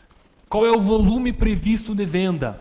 Também vai definir qual é a margem que eu vou considerar, tá? Se eu quero ganhar no volume, se eu quero ganhar na diferença de atendimento, na consultoria, no diferencial de atendimento do cliente, tá? Então o volume previsto vai considerar ou vai ser fator determinante para considerar a margem que eu vou considerar lá na fórmula do meu markup. Segmentos de mercados a serem considerados. Como eu falei antes, por mais que nós estamos inseridos num ambiente com alta demanda de procura de geradores solares, nós também estamos num ambiente com muita competição, tá? Então, deve ser analisado esse segmento de mercado, tá? Não posso entregar de graça meu produto, tá? Mas também não posso sempre cobrar muito além do que os concorrentes estão fazendo ou de uma margem muito além, tá? Porque eu posso incorrer com o problema de ficar para trás. Políticas de preço de atração. Qual que é a minha estratégia? Estou lançando um produto, um serviço diferenciado, tá? Como eu vou atrair o meu cliente? Com um preço diferenciado? Então eu vou ter que considerar na margem de lucro, tá? Então tudo isso, todos esses fatores interferem na formação do preço de venda, tá? Então a gente trouxe nesse módulo que vocês têm 3 formas de abordar o preço de venda, tá? Trouxemos de uma maneira mais ampla e didática a parte de contabilidade de custos, de formação de preço baseado no markup, e trouxemos também, ou trazemos à baila, ao conhecimento de vocês, a formação de preço baseado na concorrência e na percepção de valor pelo cliente, tá? Então vejam que é muito complexo esse estudo, tá? Então vocês devem dar uma atenção especial ao preço de venda, porque ele é a primeira linha lá da DRE, tá? Da demonstração de resultado. É ele que determina qual vai ser o nosso lucro lá, é ele que vai determinar a prosperidade do nosso negócio. Tá certo? Então, muito atenção aqui no nosso preço de venda, e qualquer dúvida vocês podem nos pedir, que ficaremos felizes em ajudá-los. Tá bem? Obrigado.